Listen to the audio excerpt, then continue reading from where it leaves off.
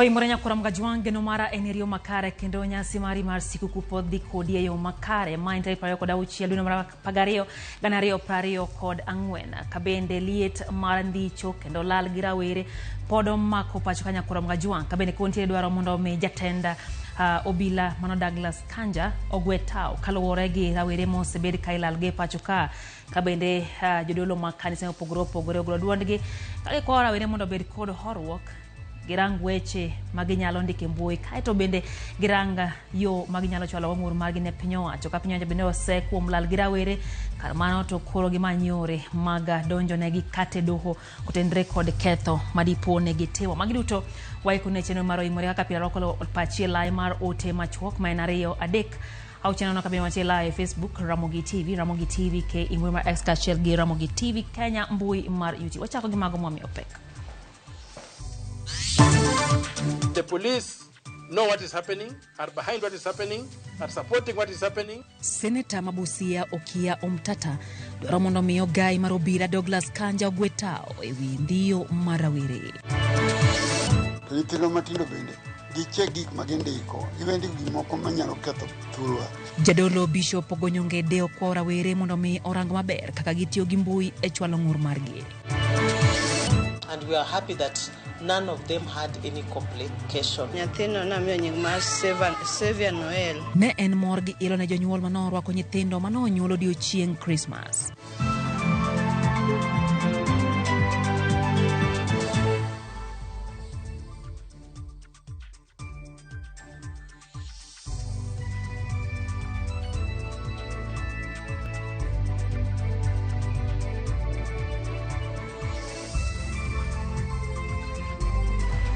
Machigni nyakuramga juang jaloko maro Elizabeth Otieno nyinga Lydia Okeyo.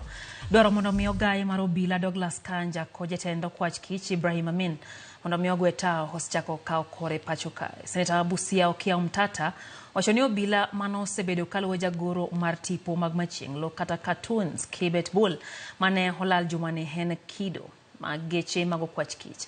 Kajafo marwa Chris Owino lero no Omtata kod Senator Mama Be Moses Kajwang wacho ni Kanja kod Amin nyaka kao ting kaluwore gi lal marawerego. Nyawawa mane ogole apis jatend obila machon Jafet Kome nenore kama osechako ng'weyo ogai mar obila Douglas Kanja bang' kwayo mondo ogwetao ewi lal mag rowere e lwet jogo ma ichichni obila chako mako mach. Senator Mabusia Okia Omtata kod riwruoge makedo ratich oganda e kaunti ma Mombasa onyiso Douglas Kanja kod ogai mar okwach kich Ibrahim Amin mondo ban piende gi kendo dog pacho kuom rem e tijgi mar miyo jopiny arita madwarore.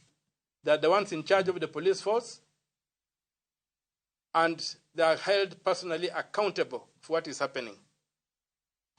Otherwise, the two are incompetent to hold the offices they occupy and should resign with immediate effect for having miserably failed in their mandates. What they're telling us is that Kenya has become Haiti and that, gangs have now taken over and that they're the ones who are abducting people left, right, and center.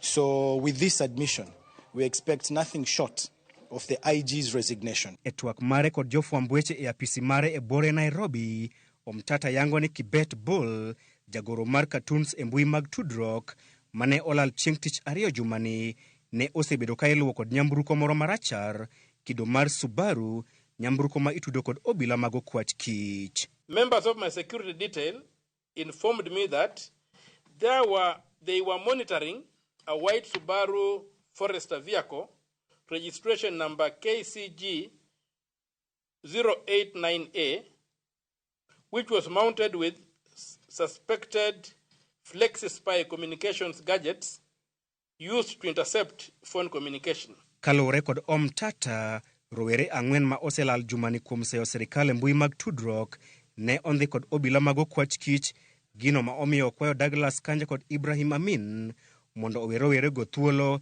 kata tero gi e doho ka gin kod ketho. I demand that Mr. Mohammed Ibrahim Amin the Director of Criminal Investigations, and Mr. Douglas Kanja Kirocho, the Inspector General of the National Police Service, come clean on the abductions and unconditionally release Mr. Kibet. Weche mag Omtata osir lwedo kod okil Kamaloka Kevin Ondago kod Seneta ma Homa Bay Moses Kajwang' ma onyiero weche mag obila ni ok ging'eyo joma osebedo kalal kod rowere ka giwacho ni en ting' mar obila marito jopiny. Ng'ato kolal Kenya ka koonge ka polis to kare en kanye. Nyiso ni kare polis bende kia gima dhi nyime Kenya ka. Dang be ni nitie joma undu moko manyalo lal gi ji to polis kia. Naneno statement mana Inspector General mar polis oketo. Statement no okwane ka nyiso weche mag adieri. Kevin Ondago wacho ni anyuola mag jogo ma ondhi nyalo dhi e doho mondo doho ogol chik ne ng'ato ma ondhiyogi mondo ochwal joma kamago e doho e bwo chenro mong'ere kaka habeas corpus. Habeas corpus en kwayo ma ng'ato chopo godo mbele doho ka nitie ng'atgi ama ng'ata ma gichich ne sirikal ama bede migao mochung' ne security ondhiyo to kendo pok ochwal e doho. Koro en kwayo ma ng'ato ore court ore doho ni mondo ng'atwa manodhicha temuru mondo ukele doho mondo mi unyiswa to notimo ang'o. Weche mag ndhiyo jopiny osebedo ka medore e pacho kae e bwo telo ma jatend piny William Ruto chakre ng'anyo mag rowere mag Gen Z kata odoko ni Ruto ne osingo mar tieko tim makamano e kinde mag campaigns. Chris Owino, Ramogi TV, Nairobi. Duol mochung' ne obila e pacho ka National Police Service okwedo weche maliekore ni obila mosebedo ka ndhiyo rawere e pacho kae. E oboke margi ne ute fwambo kawuono, ogayi mar obila Douglas Kanja wacho ni onge tesend obila moro amora ma ogeng' ne rawere ma familia mag gichich ni ondhi kendo olal go gi obila. Kaka jafwambo marwa Joyce Odur leronwa, duol manono tij obila e pacho kae IPOA osechako timo nonro e wi rawere ma ichich godo ni nondhi gi obila.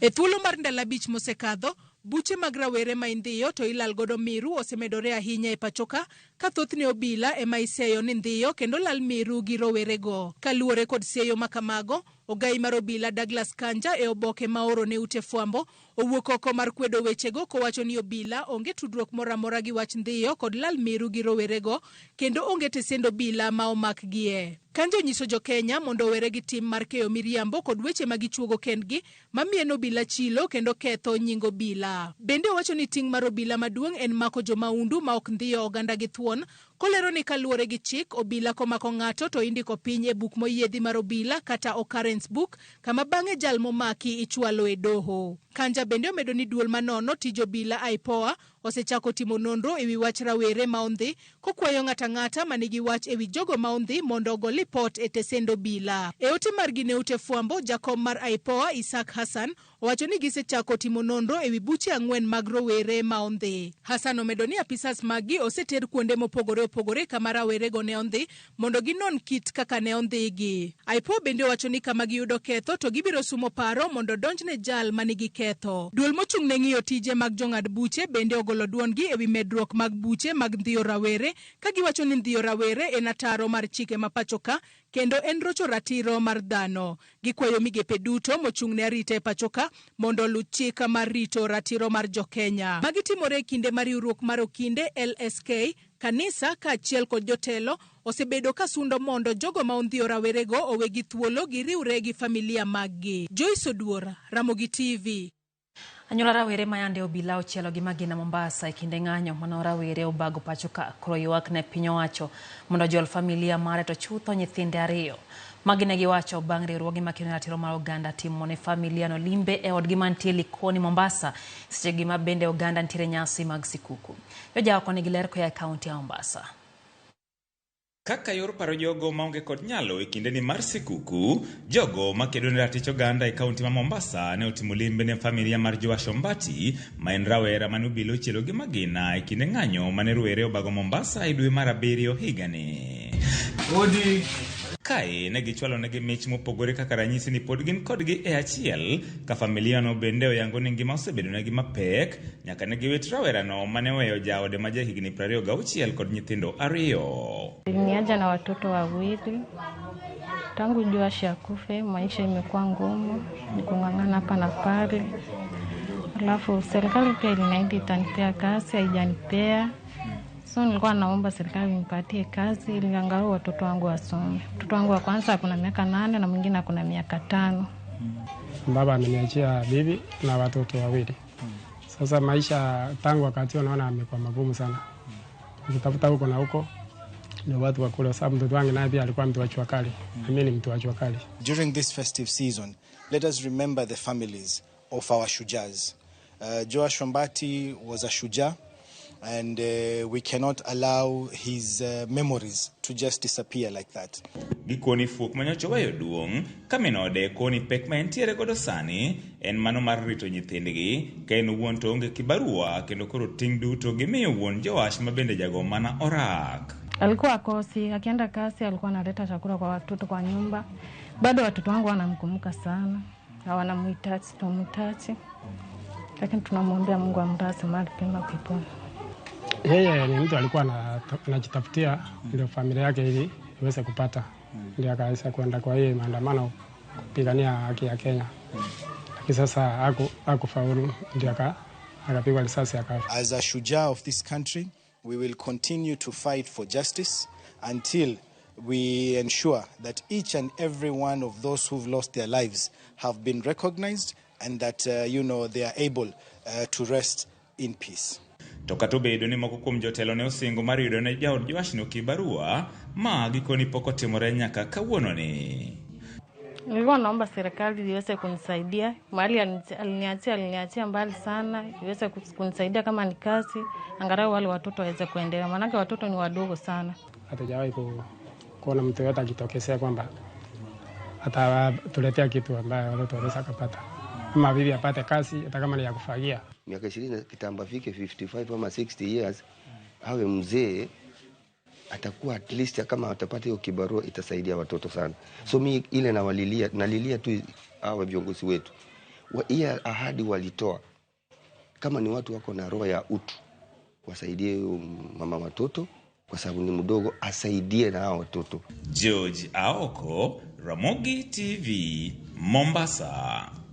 Rawere kwa mondo mi wendiko weche madhi ataro kod chike mbui ewi jotelo katima kamano nyalo miyo giyudre obadho. Moko kuom jotelo e kaunti ya Kisumu wacho ma ka gimedo duondgi ewi kwedo meko kod lal mag rawere e pacho ka Veronica Arogolano ko e kaunti ma Kisumu.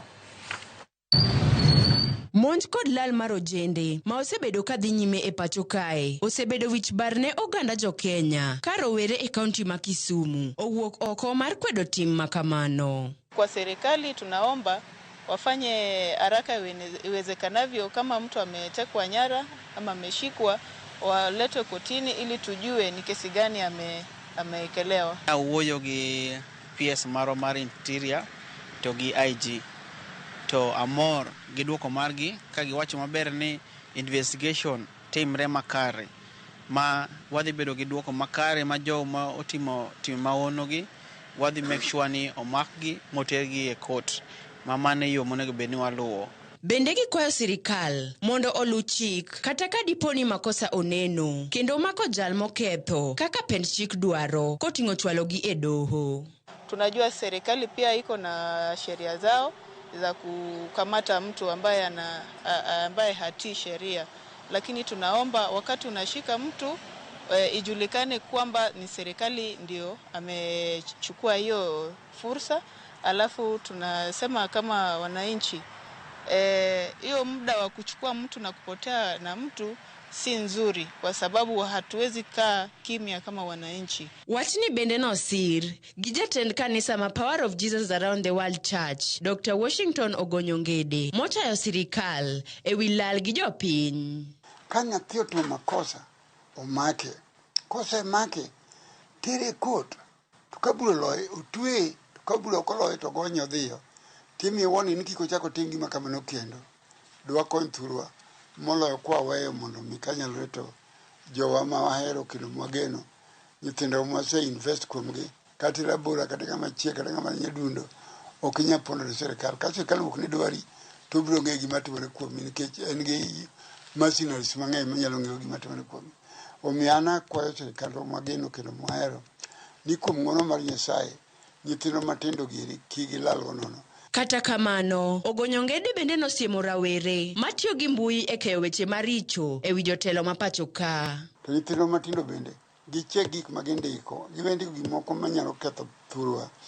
Nikech Kenya en pinywa, onge Kenya moro machielo, wan gi Kenya achiel kende. Kik wakethe gi ndiko maro, kik ndiko weche maricho ahinya kuom Kenya.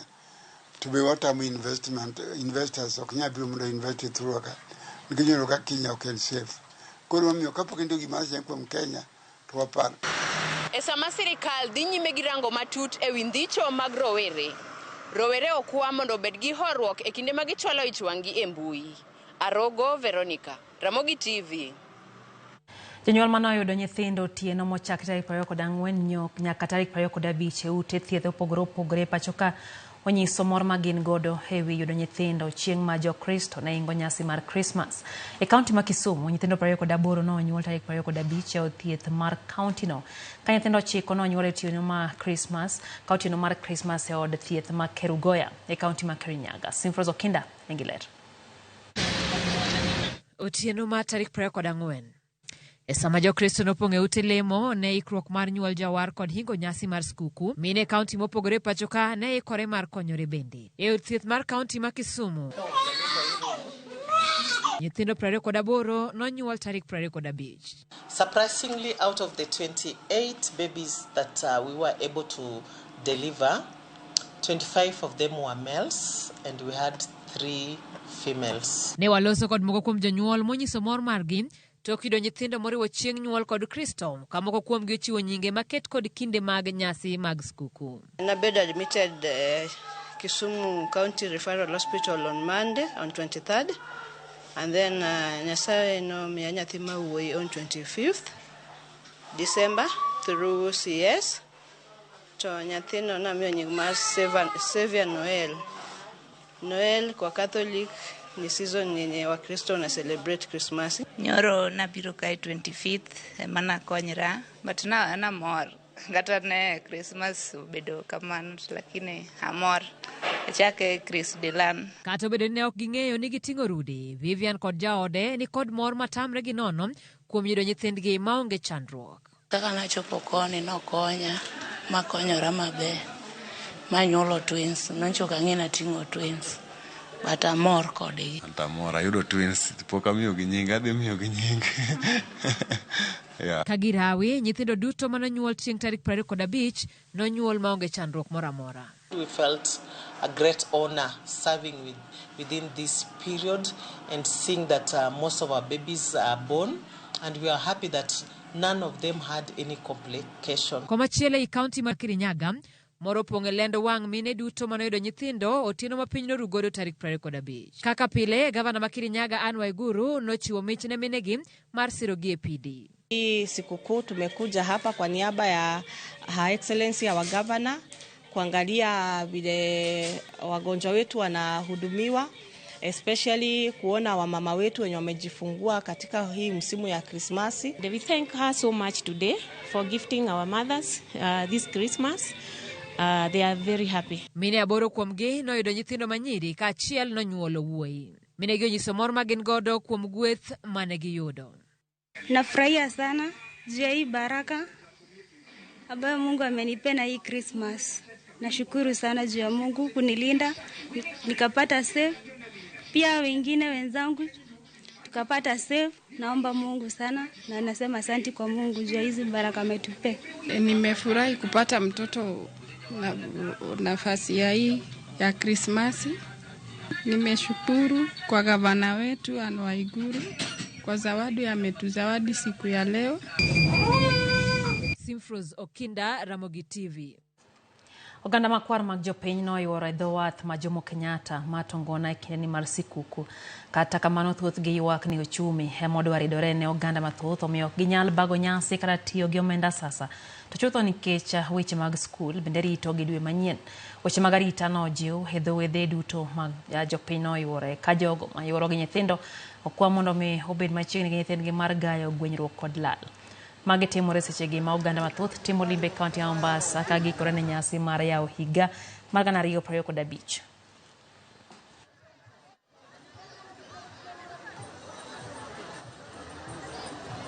Maisha imepanda, ni kujikaza tu kuleta familia, lakini maisha imepanda.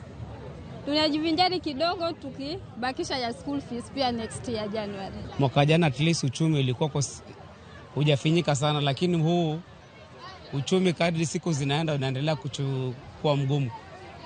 Lakini tunashukuru Mungu kwa sababu tumekuja kwa ajili ya uhai. Hicho ndicho tumekuja kufurahia. Tuko uhai na tuko sawa. Ikiwa tunaona watu ni wengi na maji ni mengi. Kuna wakati tumetoa watoto mwezi wa 8, maji yalikuwa mengi. Tumewatoa saa 10 kwa sababu tunaangalia hatari. Hatutaki ile hatari. Kuhimiza kwangu mimi ni wazazi wawe na umakini kulingana na watoto, kwa sababu watu ni wingi. Watoto ndio ambao wanaingia kwenye ufuo wa bahari, wanaogelea kule na mama wamekaa. Kwa hivyo ni wazazi wawe na umakini wa kuangalia watoto wao. Kwake otengamago ten record nyasi nyakora mgajuango kwach kich manakuru nononek mokadek manotimore kardak mabahati kod Gilgil dio chieng mar sikuku e kar chungod bura mabahati miyo moro ma ikintiere diere no negi wengine no lodho oko kendo ringre ofundi ogunia matimore ka obila moro malweny matio Isiolo bende omaki bang' kanogo jaduong' moro majagni 74 mowito ngimane e tesendo bila magidhioro. Cynthia Onyango nigiler. Obila mago kwach kich manononek ne oriyo e dalani manitiere Ngomongo e kar chung od bura mabahati bang' ringre moro mar miyo mahike nitiere diere yudi e kar dak mar jotich. Obila ne oketo ageng'a makende e kinde ma okwach kich mawuok e log tich ne okaw nonro makamano kaka margi. Mama akawa haoni mfanyakazi, akaenda quarters kuangalia mfanyakazi ndio ampe funguo ya gate. Lakini mama hapo akanotice ilikuwa gonia, ilikuwa na kitu. Mureka tukakuta ni mwili ya binadamu imewekwa kwa gonia. Jirende ne oloso kod duol mang'unyo kamoko kuomgi ne obedo kod buok mapek e temo fwenyo gino mane nyalo bedo ni ne otimore e odiechieng' sikuku. Gie sani okwach kich no noling'any mar achich ma ichich ni ne otimo nek makamano bang' lweny kendo lal miru. Walipata ameuawa, macho imepokiwa, imetolewa na amekatwa. Nek machielo e odiechieng' mar sikuku e kar chung od bura mabahati, apisa moro mar lweny ondhi kendo dine tesendo bila bang' goyo kendo nego jaduong' moro ma jahigni 74. Mane otimre bang' lweny muoch e kind jaduong' no kod apisa no e kar kuoto ndiwo tesendo bila magithioro bang' apisa no ya lweny kod jaduong' no mane oleng'o lewe. Nabugia kinywaji chao, maaskari akiwa report officer alisikia commotion ama mfurugano huko na akatoka akaenda kuangalia ni nini naendelea. Kufika pale ndiye alikuta mmoja ama mwenda zake ndiye anapigwa. Obila etesendo bila magithioro sendiko dhogi maigeno ni biro konyo timo nonro ewi gima ne okelo lweny. Jodak ma Elementaita e kar chung od bura ma Gilgil bende ne otimo ng'anyo mamulo kinyi makawuono mar sayo nek mar miyo moro ma jahigni 75 mane obambi kendo bang'e negi e yo ma ok ler. Christmas kila mtu anakuja kusherekea na mzazi wake. Mtoto wake anakuja anapata nyumba haijafungwa. Wakati alifungua mlango, the first thing alikutana nayo ni damu, mtiririko wa damu. Cynthia Onyango, Ramogi TV. Dakika en 22 bang' sa 3 mar otieno chenro en hoimore hero kamano kuom medo kete mana kera Ramogi TV na asingo kawo mokuom pacho kanya kwa Mgajwang kapok wakawo yuono mokwongo neno ka Mandela Oniala mar Kibiri Ward wacho ni entiere budho kaka pilo sechopo gi familia mare ka achiel gosiep ne Pastor Jesus Okodo Osino Ward Mary Nyasindo kod mingi Christine Oniala wacho kanyo ne jarit makare ne ng'ata en Ruoth Nyasaye kar tony en Yesu jiteo dogetie musalapi Yesu pinye morumo mano Oniala to kamana ahinya.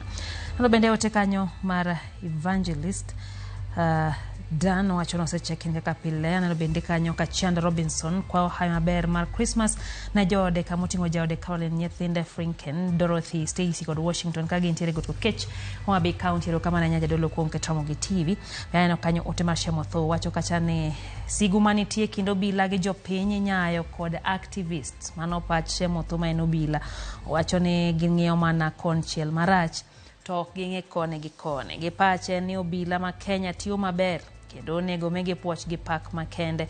Wacho ni onge jatendo bila mora mora mosetiyo gi kwe, miriambo ma jofuambo kod jokene ratiro mar oganda emagoyo chuny polise.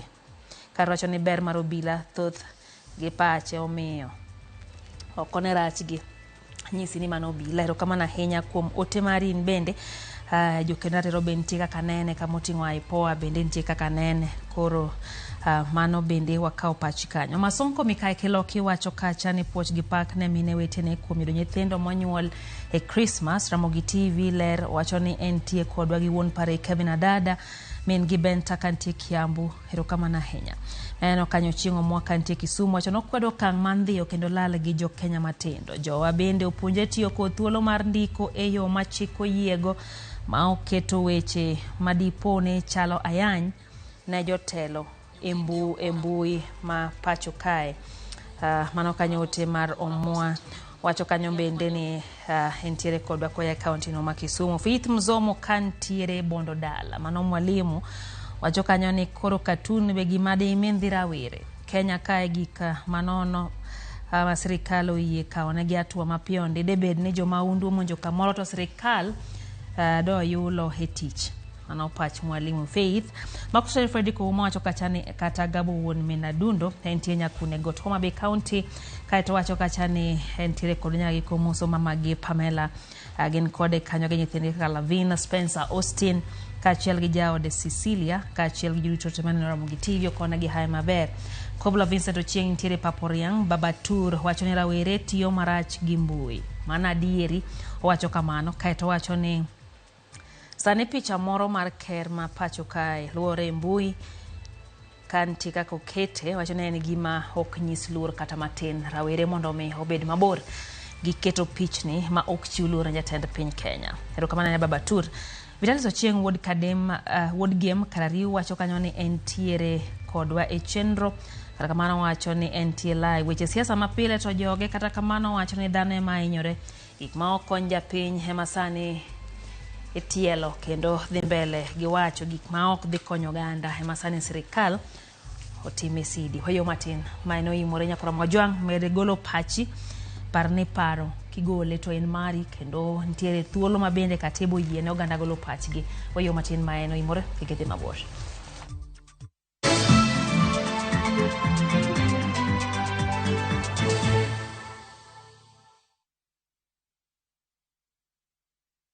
Looking for thrills? Experience the excitement of gaming with Pata Pata. Play, win, repeat. Cheza games kali kama Vieta, Linko na Mines kwa platform yetu. Sign up now and get up to 200% Karibu bonus on your first deposit to kickstart your winning streak. Feel the adrenaline as you play and win on Kenya's most exciting platform. Ni rahisi. Register, play, and experience the thrill of every win. Visit patapata.com now and play, win, repeat. Not for persons under the age of 18. Authorized and regulated by BCLB 447.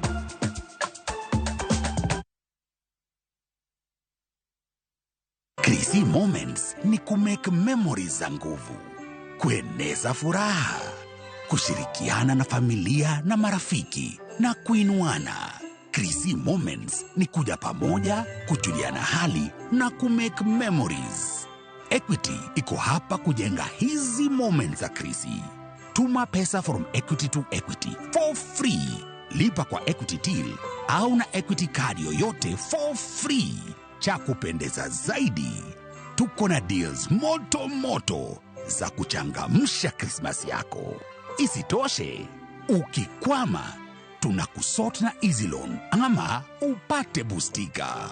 Tujenge Krisi Moments na Equity. A Merry Christmas and a Happy New Year from Equity.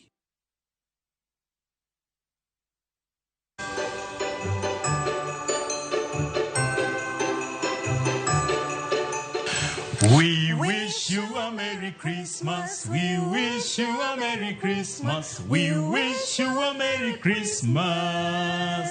Nyakwara Mwagejua ngima fans wa duto te mag mbak ndalo. Team kubwa wan wapoyo ni Haye Maber mar sikukuu. Wiki kwila koda pogone jogo mabende onge gi gimoro iparo wadu nyimine ni kachiel koda jirende e kinde gi e kimago mag sikukuu. Kokamano Merry Christmas. Merry Christmas. From Team Mbak Ndalo.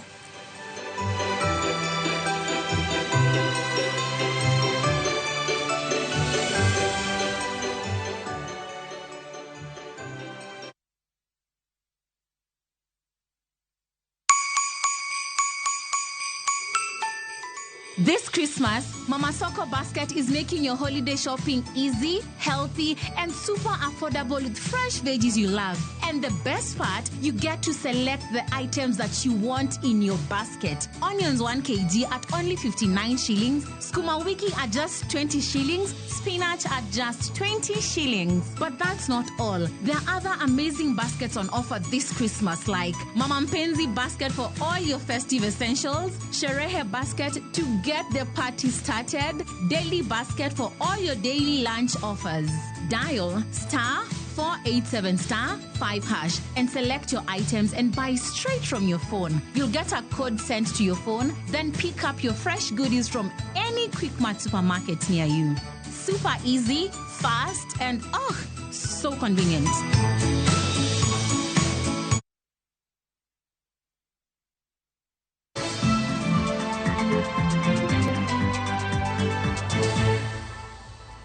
Machini nyakora mwajwang ma en hoimore wadhi mbele gi weche manyien. Gwenge mago Yugis e kaunti ma Homa Bay higni mathoth mokalo ne nitiere kar neno winy achiel kende piny Kenya mane nitiere kod winy mag mbusi kata white pelican.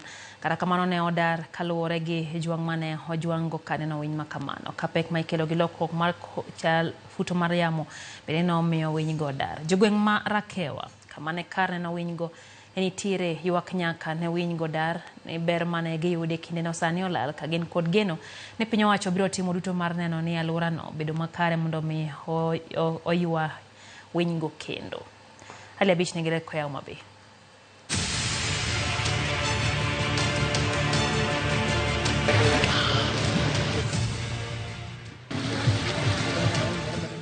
Mae chal mar gate mana nitie kaneno winy ma Yugis kata Yugis Bird Sanctuary manitie gweng' mar Rakewa e location ma Kanyangwe ka chud bura ma Kasipul. Chal mar gate ni gisani nyiso ni kaneno winy mano ting'o winy ma ong'ere ni mbusi kata white pelican osebedo ka ojwang' kendo bol kuom higni mathoth. Lameko Yugi jadak malwora ni wacho ne winy mag mbusi ne thoth mokalo e kaneno winy higni mag 90 kendo ne en kama ni uriti to kata kamano pek mikelo kolokruok mar futo mar yamo kod chenro ma jodak e alwora ne timo ne omiyo winy gi ochako dar mos.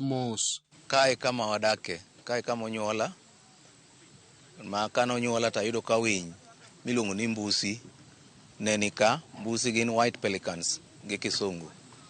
Na ne gin ka kendo ne gidak e yien mane ni ka, yien ne ni ka gi madongo nyaka higa 90 gi wiye. Kochopo around 95 to ne nitiere development mano kel kan no chielo go ka no chiel kar kam kanidwa pidh rech gi ministry mar fisheries. Koro jok mane nitiere manodak machiegni ka gi moko ne interfere gi environment mane gi enjoy mane gidake ka. Yien moko bende ne otwo, moko bende ogore piny. Koro yien nodong' matin. To dak machiegni bende manochorore machiegni ahinya gi kama gidake nomiyo nitie interference. Koro gotieno samoro ginind maber. Koro kae bang'e no to gidar. Kaluwore gi jogweng' mar Rakewa kar neno winy ni kod jende madongo mane gikonyorego kendo thidhna mane ni ka ne miyo giyudo pi mayot ka sani to mana winy mamoko ma bende ok nyalo ywayo wang' jolimbe ema sani koro dialo ka jopiny bende oyudo kama koro ginyalo lage jambgi. Lamek pimo kit kaka ne winy mag mbusi odak ka jopiny bende ne yudo ber e kinde ma winy go ne nitie. Gin winy mane biro kae ni e dwe mar 6-7. Koro gibiro to ginyuolo tong'. Ka ginyalo tong' to tong'go gibutno to tong'go tore gibedo gi nyithindgi. Koro chakre dwe mar 6 nyaka dwe mar 10 ne en breeding period margi. During that time jothurwa ka diere kanyono ne pidho njugu mang'eny. Njugu ni pidho puothe man kagi mondo giyud husk mag njugu. Njugu ema ne gigero go ute mane gidak godo. Koro ne gikawo giko kinyi to winy madongo ne dhi nam Kindu. Dhi omo rech ma gichamo to gi ma nyithindgi chamo. Koro rech ne biro ka mang'eny kabisa. Ma samoro rech go seche ma gitransfer gi, ka gitransfer rech e dhogi ka gikete e dho nyithindgi to moko ne lwar piny kendo mana rech madongo. Koro kae ne nitiere beneficial gimiluongo ni ecosystem mane ni ka en ni kata dhano bende ne yudo rech. ka wapot koro ne waparo ni giringo gidhi nikech ne gibiro in July to ginyuolore nyaka October kaeto gidok back to South Africa. Bedo winy mag mbusi kar neno winy ma oyugis gie kindeno ne omiyo uma mar gweng' Marakewa olandore kaluwore kod jolimbe mathoth mane timo limbe mar neno winy ma kamago ma bende jogweng' wacho ni ne yudore mana alworano kende e piny Kenya mangima. Jopiny e gweng' Marakewa kaendi wacho ni bedo winy mag mbusi kaendi ne miyogi kony mapek mokalo kendo nyaka ne winy gi wek olal ok gisebedo kod yot. Wach winy gi nomiyo this place nokete map mar Kenya tourism map. Makata ng'ato kodhi adhi kata yama na London tikoni in white pelicans semidwa dhi neno. So this was the only place man inyalo neno gi. Apparently in about 3 places in Africa. In the whole of Africa, one in South Africa, one was here, and I think West Africa there is also one. Benefit mane mbusi gi kelo ka chon ka podwan mane primary school nwaneno ka tourist wasunge a Nairobi kendo ne gibiro gichung' malo kacha dhondara kendo ne gibiro ka gineno ka nikech ne gin kod route map mane kelo gi kuonde mane ginyalo visit. Koro ka was one of the place mane gi visit mana nikech winygo. Kata odoko ni winygo ne dar tuduoge ka neno winy gie kindeno, jogweng' wacho ni ne gin kod mor nikech welo mana timo limbe kanyo ne wegi kod lokruok ka osuru bende ni choko. Nwachiedo mwaketo gate. E thuolono ne nitie welo mane biro. Seche mane welo gi biro ne gikelo income ne the former Homa Bay County Council. Gima duong' kuom winy mag mbusi gi ne gin social burdens. Gibedo kanyakla. Seche duto ne gin kanyakla. To kendo ka giwuok, ok ang'e ni giwinjore nade. Ka giwuok to giwuok ga tedichiel. Kendo ka giduogo to moko kuongo biro limo kaka situation kama ne gidake chal. Koro moko biro to dok. Koro ka giduogo to kendo gichako giduogo kanyakla. Higni mathoth nyaka ne winy mag mbusi dar ka jogweng' maka ni kod geno maduong' ni chenro masani koro sirikal kokalo duol mochune kayo pi alwora ma nam Lolwe, Lake Victoria South Water Works Development Agency dhigo nyime mar kunyo yawo maduong' kod chenro mag dongruok mamoko magitimo nyalo biro ywayo winy mag mbusi mondo chako duogi. Gima duong' ma kuom winy gi gihero pi. Gini seche ma ka gisewuotho to gidhi e pi. Koro pi mokelni en achiel kuom activity mabiro miyo winy gi duogo. Kendo gima duong' madang' awachi ni ago erokamano ne jok momiyo wa project. Anyalo paro ni chon kane winje kanika ne en thim ma seche moko ne tamo kata jomoko chopo mondo mi otuom pi kae. Nikech yien gi ne dongo mano cover kama no chalo forest. Kuom mano wago erokamano ahinya ne jok mokelonwa projects ni. Aneno ka en gima nyalo medowa maendeleo mbele kata mana ni nyithindwa mwanyuolo matindo ma piny. Gibiro yudo matunda ma olos ni kanyalo konyo gi mbele. Winje kaka ne biro kane welo ka biro to ka winje ka ne nitie to ne nyalo kelo lokruok. Nikech ka gibiro to kata ka giyudo kata ji 3-4 moko gima giweni ne odhi konyi e odi. Ok gidhi weyi nono. Kama wantie ni ndigni mathoth mokalo nen kama ywayo wang' jolimbe mathoth mane biro neno winy kido mag mbusi.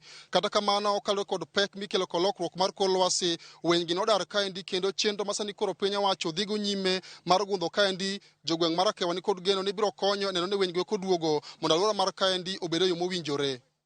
Ali Abich, Ramogi TV, Homa Bay.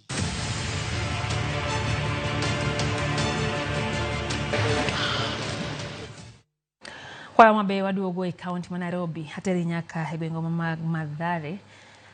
Nok mar chope kar dak mongore kata mag jogo ma yuto gene piny Mathare koro miyo jodak makono kadha achiedh nade gine mamiyo ngima gibedo matek kinde ma gidwa konyore.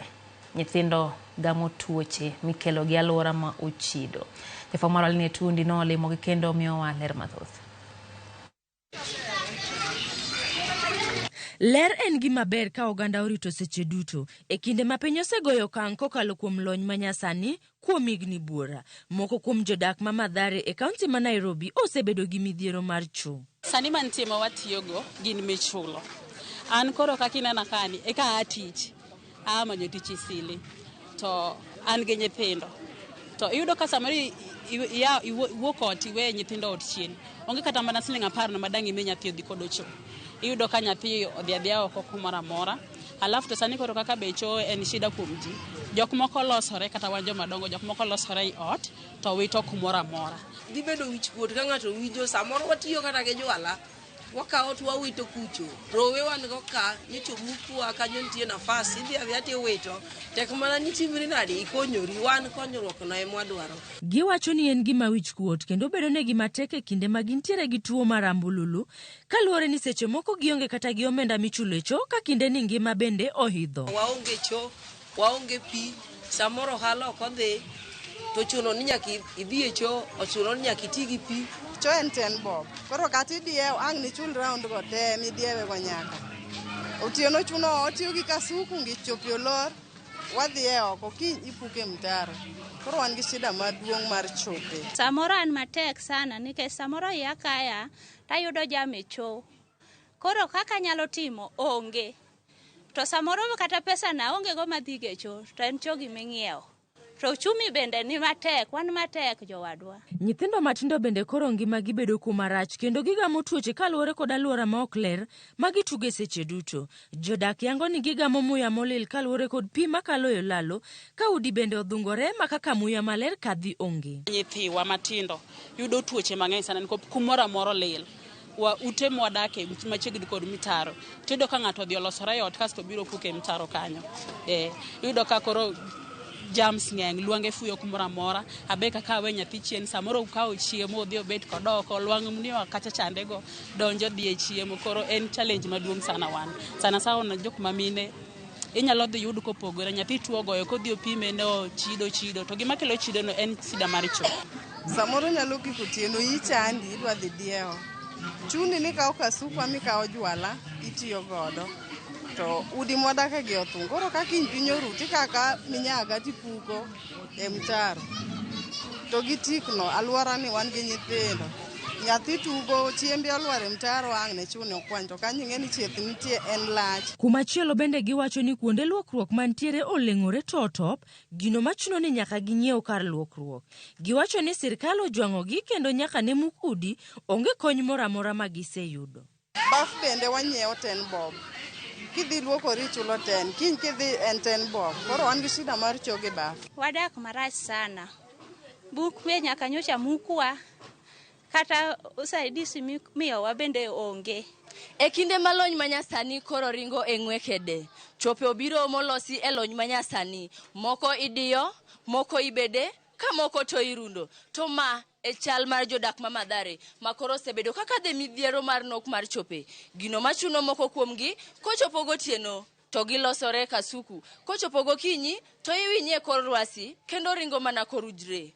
Linet Undi, Ramogi TV, Nairobi.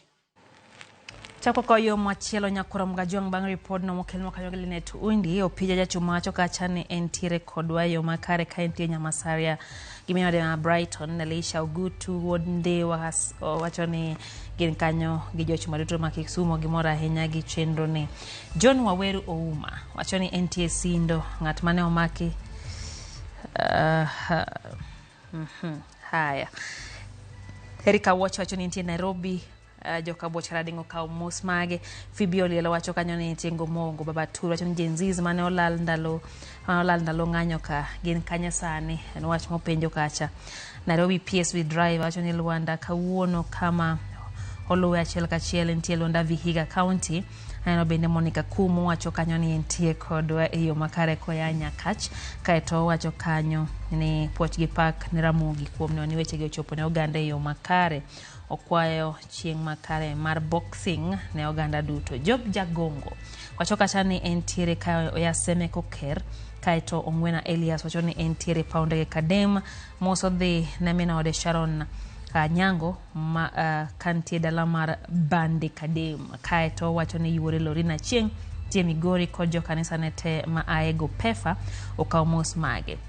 Ano kanyo Jaro Soja wacho ni Merry Christmas entie dala game Odendo. Orito rwako jatend piny William Ruto gikogalo Jaramogi Oginga Odinga Stadium siya tarik 2 wanyis jokogalo duto ne kik gileo nyasi lo medhi bagi siya kababa mano Green Army Chief Gor Mahia 001 jaro soja mano CF Dr. Raymond Omolo erokamana ahinya. Mwalimu Jael gimone banade wachani gintiere kodwa chenro osechekin kaka pile erokamana ahinya kuom keto Ramogi TV. Jen Lucas aneni kacha inbende wacho kacha ne hiwuok Migori mano nyaka Nyada owinjo weche gi manyene yo makare walemura ahinya ne pinywa mar Kenya nek gi gilal mar jopiny odwa bede mang'eny ma ok ber mano pach Jen Lucas oyo matin kendo maino imore tekidhi mabor.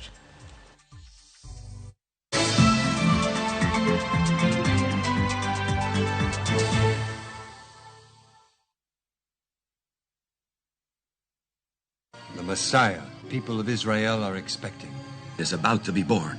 The prophet spoke of a king who would save the world. Look how big and bright that star is. It's a good star for he who knows how to read its sign. The shining of the star symbolized the birth of a new dawn, a new king. What's his name? His name is Jesus. It's impossible. I, Herod, am the king of Israel. This Christmas, stream the story of Jesus, the long-awaited Messiah, sent to the world to gain the way to spiritual happiness and to grace. Bless the Lord, for he has visited and redeemed his people. Enjoy these inspiring stories of Jesus, a kingdom without frontier, only on Viusasa.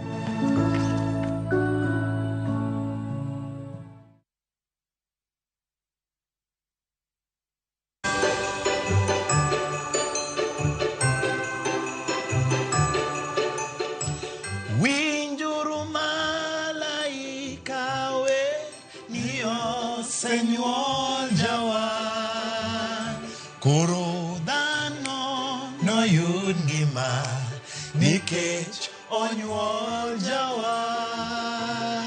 Nyinga Ken the DJ. Nyinga Ben Otiende. Wakwayo nu hawi maber mar sikukuu. Nyasaye mondo bed kodu e kindeni, Nyasaye mondo ritu, Nyasaye mondo gwedhu. Merry Christmas.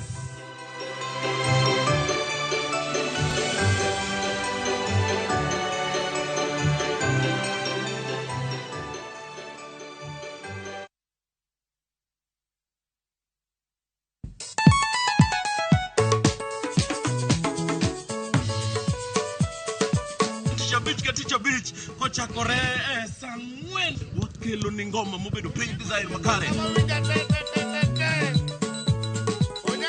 Ramogi TV biro kanyakla kachiel kod Ramogi Radio kama bende stima riwore kod P. Yawanya wauntie kikubed mabor nyaka Ramogi nikech kai e kuma yudo gik mamit kabisa e Ramogi Night this. Okange gimoro dawinjo. Romani ninja the entertainer maintain your position. Idi yuda kanyo kika fire gudi local instrumental. Wawachoni kete manaka. Teacher Beach ka Teacher Beach Sangwen Otieno.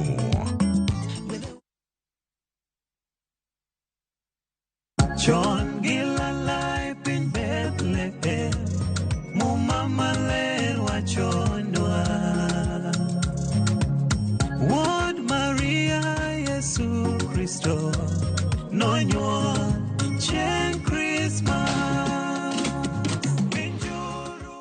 Mondo mi yud wenda mar Word Mary kaka skiza tune mari idio *812 *784 #. Parie ni Ramogi TV e od jothumbe duto.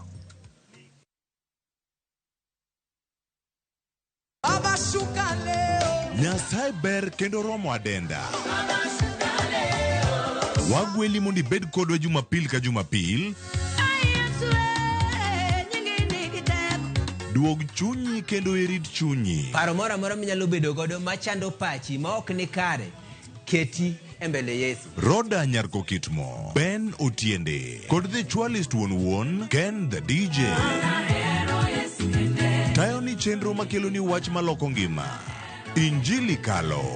Kochakore sa 12 okinyi. Mane Ramogi TV.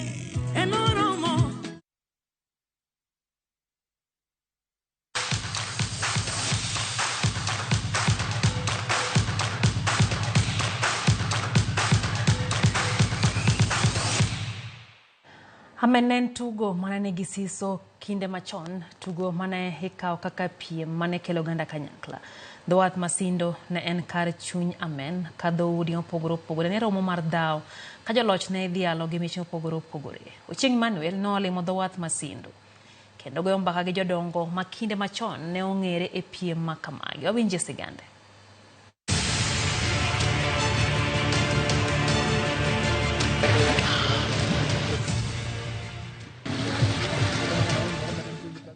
Gimabor ineno nam, gode, nam maukwe.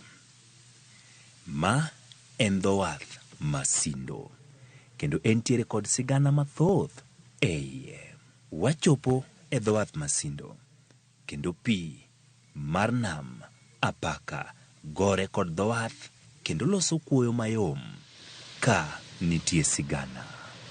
E kinde machon Amen ne tiyo godo ne weche mopogore opogore kendo e Dhowath Masindo ka Amen ne obetie. Waromo kod jodongo kendo igonwa sigana kaka Amen en achiel kuom tuke mane itimo e kinde mokalo to kod gigo mane Amen kelo. Gileronwa kaka Amen ne timore kinde machon.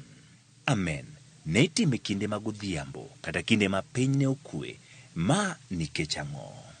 Amen ne timo godiechieng' alanga nok time gokinyi kendo timbegi ne chokore ma tim moro bedo bathe kocha moting'o nyaka jarutu gi jasili ma ka udhi ndong'o jotim machielo mudwa higo cha to jasili gi bunde to gi orutu kou to kuse ndong'ogi to chaka gi kou dok ubet koru koro jomondong' ka biro dier pap un budhi koro chaka men.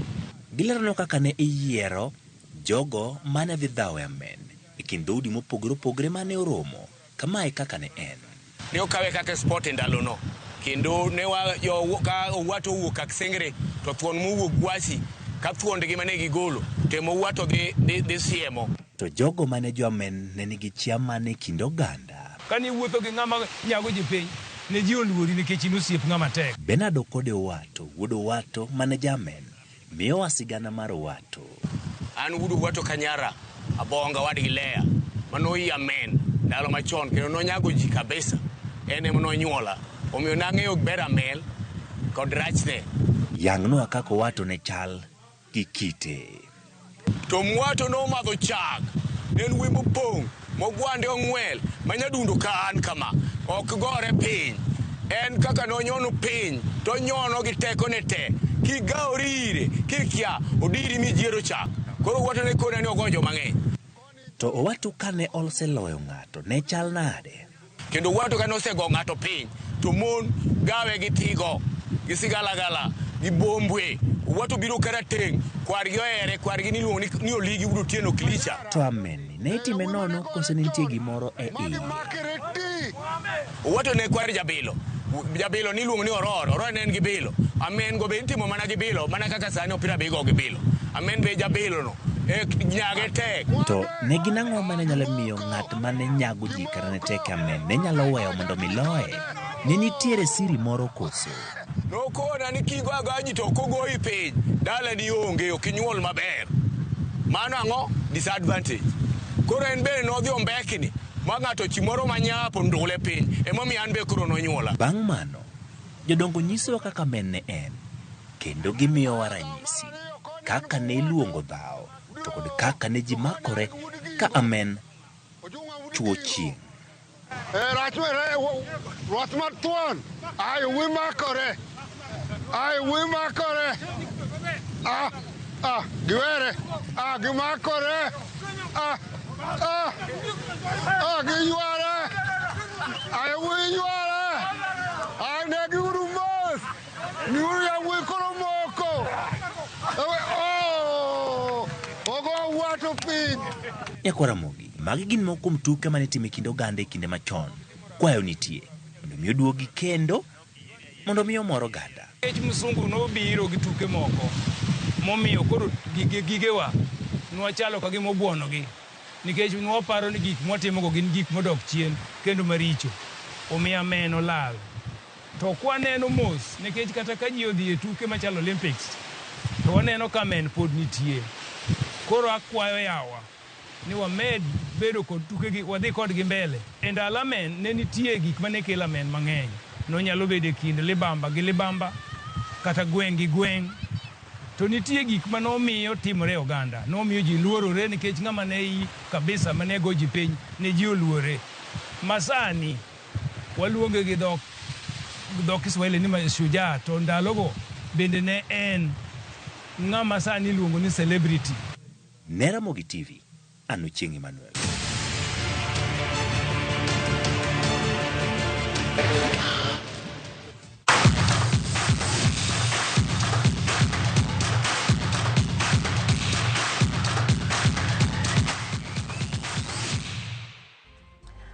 Kanye mwatieke chenro maro imore nyakorom Gajwang', erokamano kuom kete Ramogi TV nyaka nwachaki nyaka sechegi mabende kod daka 6 kende rom saa 4 mar otieno.